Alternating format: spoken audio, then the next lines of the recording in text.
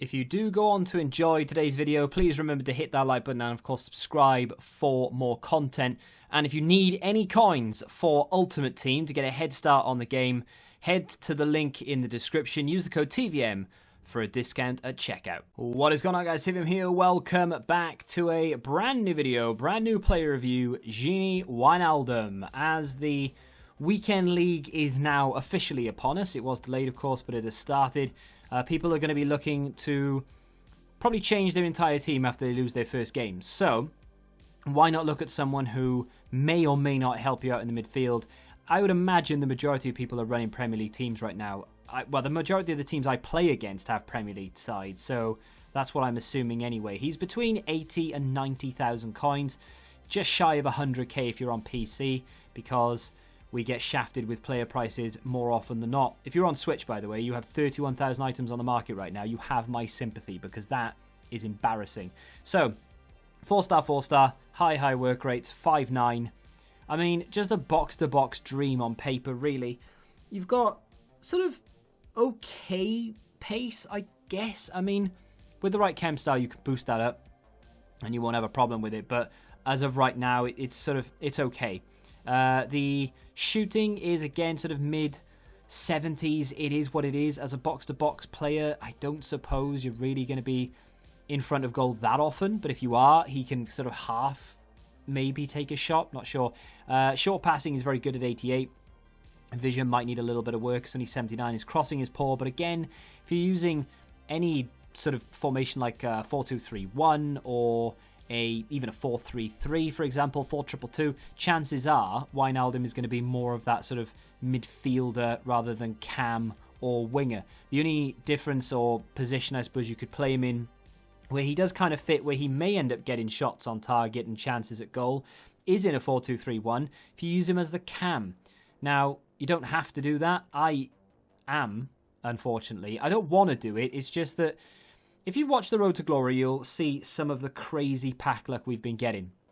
Wijnaldum was in that. And I wanted to try him out before I sold him, because he is tradable. And obviously, I've done the review on him, makes sense, and I had him in the team, and I also had two other players in the team that were more defence-minded than Wijnaldum, so it didn't make any sense to play him in that sort of holding midfield role, or even as a box-to-box to a certain degree.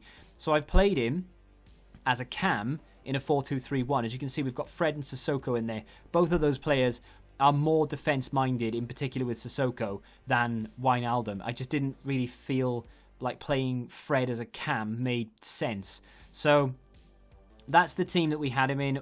Martial was up top, where Mbappe is in the rival games, and in the friendly matches I played with Mbappe, because of course loans don't count in friendlies, which is nice. I'm going to play 10 games with that Mbappe in Weekend League, by the way, and then the rest of it will be played. I'll keep one game on him so I can play him in friendlies, so that you'll see him a lot in player reviews, no doubt. But as you can see, Wijnaldum getting in on goal here, takes the shot, good save from the goalkeeper. It's a good goalkeeper, but it's a good save from the keeper, but not really ideal to be taking shots with Wijnaldum in general, but on his left foot as well makes it even worse. Cross here, doesn't have the best of crossing, although that was pretty damn decent. We've got a catalyst on him, you'd have seen that at the beginning. It does give him 87 crossing. The reason I wanted to give him a catalyst is because I wanted that pace boost, not necessarily because I was playing him as a cam, but just because I wanted... Look at that ball, by the way. I hate that ball. It has no shadow. So it just looks, it's just weird. It looks so strange when you're playing. Maybe it doesn't look weird on video, but when you're playing, it just looks very, very weird, very strange. There's almost like there's no physics to it. It's crazy.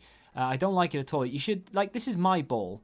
Oh, no, this is my opponent's ball. But I feel like, same with pitch markings, when we unlock that sort of Stadium 2 development or whatever it is, we'll be able to see our own pitch markings, right? Well, I think the ball should be the same thing. If you're away, you should still see your own ball and not your opponent's, because it's the same with... remember when stadiums cast shadows? I'm not sure if they still do, but I think if you use this stadium, it doesn't.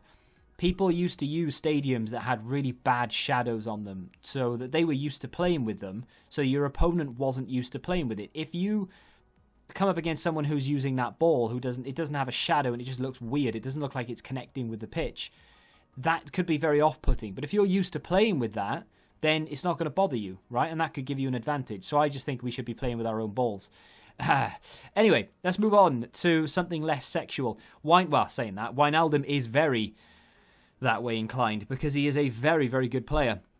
Now, even though I've played him as a cam in a 4-2-3-1, he is still operating in that midfield, and he is on get back on defence or come back on defence when we obviously have to defend, because I felt like I'm playing a little bit gung-ho at the moment, like everyone's rushing forward when we get the ball, because my philosophy this FIFA is if they score 5, I'm going to score 6, or at least I'm going to try and score 6. So I wanted Wijnaldum to come back because otherwise we wouldn't have enough people in the midfield to stop said counter-attack. Now, he has 93 stamina. He has insane pace now. Well, not insane, but he has much better pace. He's got 87 acceleration, 86 sprint speed, more than capable of tracking back, and does so well.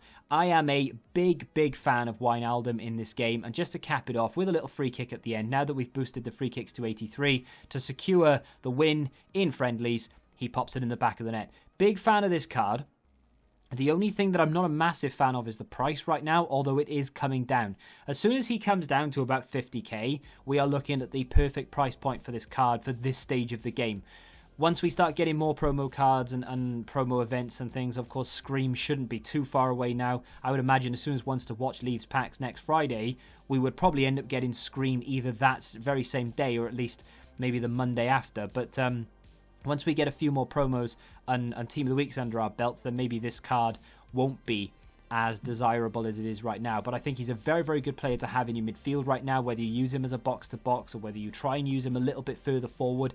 You can, of course, give him any form of defensive chem style. The Shadow in particular is a very good one.